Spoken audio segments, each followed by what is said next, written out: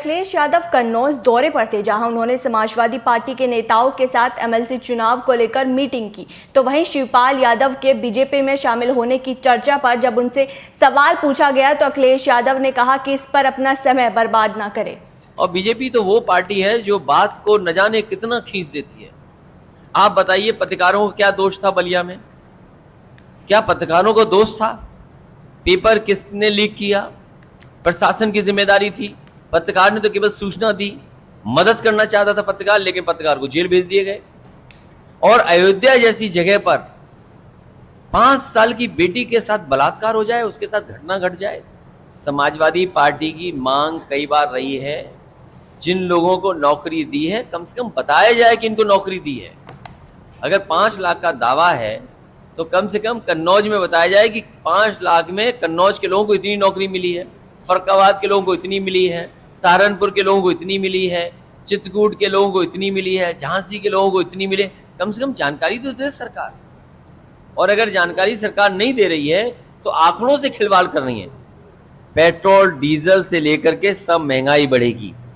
सवाल महंगाई का तो है ही है, लेकिन जिस तरीके से बेरोजगारी बढ़ रही है, हमारा यूथ, हमारा नौजवान, उसका भविष्य अंधकार में दिखाई दे रहा है। यह कंटिन्यूटी की सरकार है, ऐसी सरकार नहीं है कि जो कोई नई सरकार बन गई हो।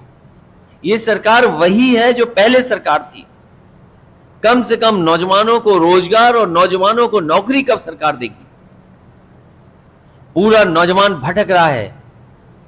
अच्छी पढ़ाई करने के बाद, अच्छी डिग्री हासिल करने के बाद अभी भी घर बैठा है, अपने घर परिवार के बीच में बैठा है, उसे नौकरी रोजगार नहीं मिल रहा है। जहां महंगाई की मार है वहीं बेरोजगारी की भी बड़ी मार हो रही है। और सुनने में तो यह आ रहा है कि कई नौजवान इतने निराश हो गए हैं कि वो आत्महत्या करने तक तैयार हो गए। समाजवादी पार्टी कानून पर, संविधान पर भरोसा करती है। भारतीय जनता पार्टी संविधान पर भरोसा नहीं करती। देखिए, सरकार है, कुछ भी कर सकती है। और इसी बीच रुक करते हैं आगरा से आ रही इस बड़ी खबर का, जहां आपस में भिड़ गए हैं बीजेपी एमएलए और भाक्यू अध्यक्ष। इस वक्त की बड़ी खबर सोशल मीडिया पर जमकर वायरल हो रहा है ये वीडियो, जहां भानु प्रताप और छोटे लाल वर्मा के बीच बहस हो गई। मंच पर ही ये दोनों आपस में भिड़ गए। भारतीय किसान यूनियन के अध्यक्ष भानु प्रताप और बीजेपी विधायक में जमकर बहस हुई। इस वक्त की बड़ी खबर आगरा से, जहां मंच पर ही आपस में भिड़ गए बीजेपी एमएलए छोटे लाल वर्मा और भारतीय किसान यूनियन के राष्ट्रीय अध्यक्ष यानी भानु गुट के अध्यक्ष भानु प्रताप। मंच पर दोनों पर जमकर बहस हुई। कौन है वो सपा नेता जिसने सीएम योगी को धमकी दी है, जिसने कहा कि बंदूकों से धुआं नहीं गोली निकलेगी? जानने के लिए देखिए ये खास रिपोर्ट।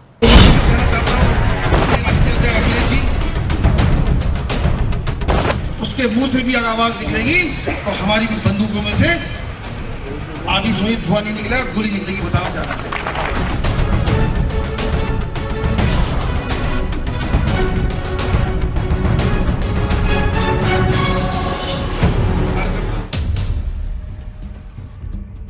उत्तर प्रदेश के विधानसभा चुनाव में भाजपा की जीत और सीएम योगी आदित्यनाथ के दोबारा से राज्य का मुख्यमंत्री बनने के बाद से विपक्ष बौखलाया सा है। वो उलूल जुलूल बातें कर रहा है। इसी क्रम में राज्य के भोजीपुरा विधानसभा सीट से समाजवादी पार्टी के विधायक शहीजुल इस्लाम ने सीएम योगी को लेकर विवादित बयान दिया है। दरअसल सपा विधायक इस्लाम सम्मान समारोह में हिस्सा लेने के लिए पहुंचे थे। इसी बीच उन्होंने पार्टी कार्यकर्ताओं और नेताओं को संबोधित करते हुए सीएम योगी के खिलाफ जमकर जहर उगला। इस्लाम ने इस बात की धौंस दिखाई कि अब राज्य विधानसभा में सपा एक मजबूत विपक्ष है। सपा नेता ने कहा कि पहले हमारे सदस्य कम थे तो सीएम योगी आदित्यनाथ ने मुंह से गाली छोड़कर बाकी सारे क्रियाकर्म किए हैं, लेकिन अब हम भी मजबूत हैं। जब मैं 28 तारीख को शपथ लेने गया तो जो हमसे पहले जो विधायक थे 2017 के कार्यकाल में, तब वो विधायक हमको बताते थे कि अच्छा हुआ हमारे 126 विधायक आ गए। पहले कुल 47 विधायक थे और 47 में कभी हाउस के अंदर 30 आते थे, कभी 25 आते थे, कभी 35 विधायक आते थे। और योगी जो कि नेता सदन थे वहां पर, उन्होंने बहुत उल्टा सीधा हम लोगों के बारे में भी कहा बस मुंह से गाली नहीं दी, उन्होंने सारे क्रियाक्रम कर लिए। इस्लाम की इस बदजुबानी का वीडियो वायरल हो रहा है जिसमें वो कहते हैं कि विपक्ष के तौर पर हम लोगों की अच्छी खासी संख्या है। राष्ट्रीय अध्यक्ष अखिलेश यादव नेता प्रतिपक्ष है। ऐसे में आज अगर संसद का नेता होने के नाते योगी अपशब्द कहेंगे तो हम लोग चुप नहीं बैठेंगे, हाथ पे हाथ धरकर नहीं बैठेंगे। हमारे राष्ट्रीय अध्यक्ष ने ऐलान कर दिया है कि हम सड़क और सदन के अंदर दोनों जगह लड़ाई करेंगे। वो दिन बीत गए जब उनकी तानाशाही चलती थी। आज एक मजबूत विपक्ष है। हमारे हरदिल अजीज नेता अखिलेश यादव जो कि बब्बर शेर हैं वो हमारे साथ है। अब से अगर उनके मुंह से एक भी आवाज निकलेगी तो हमारी बंदूकों से धुआं नहीं गोली ही निकलेगी। माननीय राष्ट्रीय अध्यक्ष जी ने ऐलान कर दिया कि हम समाजवादी लोग सड़कों पर भी लड़ाई लड़ेंगे और सदन के अंदर भी सरकार से लड़ाई लड़ने का काम करेंगे। तो परेशान होने की या निराश होने की जरूरत नहीं है। वो दिन चले गए जब उनकी तानाशाही चलती थी। एक मजबूत विपक्ष उत्तर प्रदेश के अंदर मौजूद है और एक हमारे हरदिल अजीज नेता जो कि बब्बर शेर है अखिलेश यादव, वो भी आपके सामने। तो अगर उसके मुंह से भी अगर आवाज निकलेगी तो हमारी भी बंदूकों में से आप ही सुनिए धुआं नहीं निकलेगा, गोली निकलेगी, बताना चाहता हूं। इस्लाम का कहना था कि अगर इन लोगों ने मनमानी की तो हम बरेली में धरना देंगे और सड़कों को जाम करेंगे। किसी भी तरह की जोर या जाति बर्दाश्त नहीं की जाएगी।